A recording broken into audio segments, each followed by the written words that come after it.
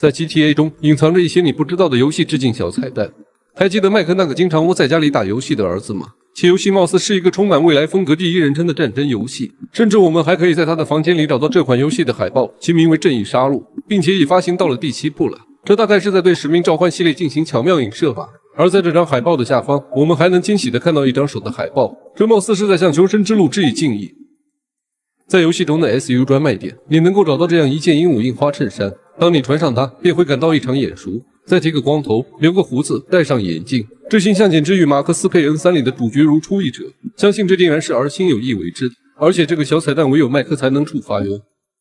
在洛圣都中有几辆向 GTA 2致敬的车辆，分别是特卢菲 Z-Type、贝菲特雅骏和费洛雷 GT， 它们是2D 宇宙仅有的首次出现在高清宇宙里的3辆汽车。虽然洛圣都的 Z 型车与 GTA 2中 C-Bets 公司的官方车相似，但是雅骏却发生了重大变化，类似于洛圣都中的菲亚特 500K。相反，费洛雷 GT 在洛圣都中与玛莎拉蒂 All-Free Concept 有关联，在 GTA 2中则与20世纪60年代的福特 GT40 有关。在弗洛伊德公寓的入口处与左边的墙壁上，你能够看到一幅壁画，上面写着“活着、爱着、笑着”，或许是参考了伊丽莎白·吉尔伯特的《吃、祈祷、爱》一书。在完成部分任务后，特雷弗会在这幅壁画上写下“吃、干、死”的字眼，这与核武器公爵中的一句名言“吃是死”相类似。在夜总会的内外，有时会发现一个身着白色或浅蓝色球衣的人，背上写着阿肯，这或许是指视频游戏《恶霸鲁尼》中的主角吉米·霍普金斯。你同样能够在洛斯桑托斯寻到一家电影院，其正在宣传一部名为《续集1》的电影，这与《恶霸鲁尼》里的电影续集电影相近。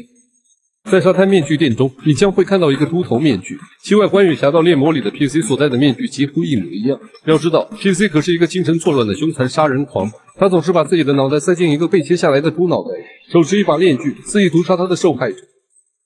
当我们驾车抵达密生罗斯蒂，便能看到这样一家店铺。虽说无法进入，然而店名和口号却非常有意思。店名是超音速，口号则为超快速光纤专家。这家店显然是在致敬世嘉的经典索尼克系列，也就是我们常说的音速小子。当说服购置了机场，我们就能在此处接到地面走私任务，可以参考另一部儿星系列游戏《走私者逃亡》。在该游戏里，玩家需要在地图上拾取被丢弃的违禁品。大轿车是此游戏用于走私的交通工具之一，其外观与 GTA 5中的 Bandita 颇为相似。在众多场所，我们皆能目睹这样的广告牌，康福岛电视剧的广告牌。在家中观看电视时，我们偶尔也会看到这一广告，想必大家对这个牌子都感到特别眼熟吧？没错，这是在向经典的僵尸动作游戏《死亡岛》系列致敬。若将游戏的 logo 叠加上去，你就会惊觉二者极为相似，只不过中间的棕榈叶被大麻叶所取代。死亡岛系列向来极为经典，想看彩蛋的朋友可以在弹幕中扣一，也能够在评论区或者私信告知于我。还记得游戏开场时富兰克林的家门口，那里存在着一大片空旷的区域，栽种了众多植物。倘若你细致的进行观察，就会发现有2个相当特别的蘑菇。当我们通过手机将其放大来查看，便能看到红色的蘑菇稍矮一些，绿色的蘑菇则更高一些。这极有概率是在向超级马里奥系列致以敬意。这样的红绿配色，再搭配上那个高低之差，着实是极为微妙。在座的各位老爷们觉得呢？在游戏里的许多位置，我们均能找到这样一块止痛药的广告牌，它被叫做僵尸，而这个名称源自于《僵尸崛起》系列里的僵尸，在洛圣都中被进行了恶搞，变为了僵尸这一形象。Wizard 新闻同样也提到了这种止痛药。在地图的众多区域，甚至一些小巷内，我们都能够发现类似于此的涂鸦，其上方写着梦想啊、宇宙飞船之类的话语，最下面一行则是用下划线强调了水果树是个谎言。这段很可能是在致敬 V 社的传送门系列，这个梗相信很多人都知道吧，那就是传送门的蛋糕是个谎言梗。在西圣问清洁期的游戏内网站中，可发现一款名为恶魔触发器的产品，其可能跟魔女哭泣系列里的恶魔触碰器有关。在背信弃义任务中，有一个获得金牌的目标被称作热力追踪。在该任务，随佛必须驾驶一辆警用巡逻车来逃脱，这很可能是对极品飞车紧追不舍的参考或致敬。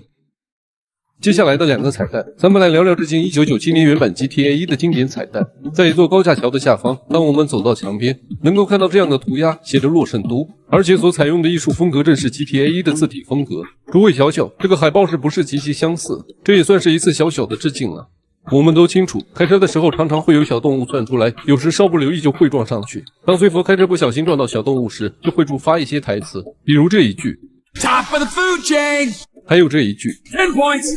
而有的时候，我们能够听到他大喊10分。10分这个小彩蛋实际上是在致敬1997年的 GTA 1，在其中有一个特殊的积分系统，当我们做某些事情就会获得分数，然后解锁其他内容，比如撞人是100分，而撞车就是10分。而且选择以这种方式来致敬 GTA 初代，真的是非常用心。在富兰克林的家中存在着数量众多的彩蛋。今天我们主要探讨的是这张名为《自由城之王》的 DVD， 和右下角的形象一起致敬了前作《侠盗猎车手3》。在第3代里，这个唐纳德也是自由城几个巨头之一。在塞诺拉高速公路上，我们能够目睹这样一家原子餐厅，在其门口放置着一个硕大的火箭模型。这个红火箭源自辐射，新维加斯里的火箭外表什么的非常相似。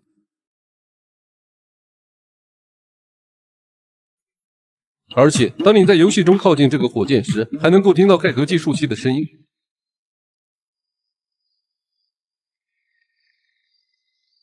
在辐射系列游戏中，每当我们靠近辐射源，便会听到这熟悉的声响，实在是无比经典。然而，在游戏中，有关辐射的彩蛋远不止于此。当我们抵达军事基地帐篷处，会看到这里摆放着几个大木箱。当我们使用手机照相模式将木箱上的文字放大时，便能看到这样一行小字 ：PB3000 VLT101。VLT101 正是辐射3剧情伊始的101避难所，而前面的 PB3000 则是我们手上佩戴的 BB 小子，也就是个穿戴便携式个人电脑。而这几箱东西呢，都是什么医疗评补疾病之类的，与辐射系列的背景相互呼应。没想到在洛圣毒中如此不起眼的一个箱子，而新竟然如此用心的添加了一些小彩蛋，着实非常良心，极其经典。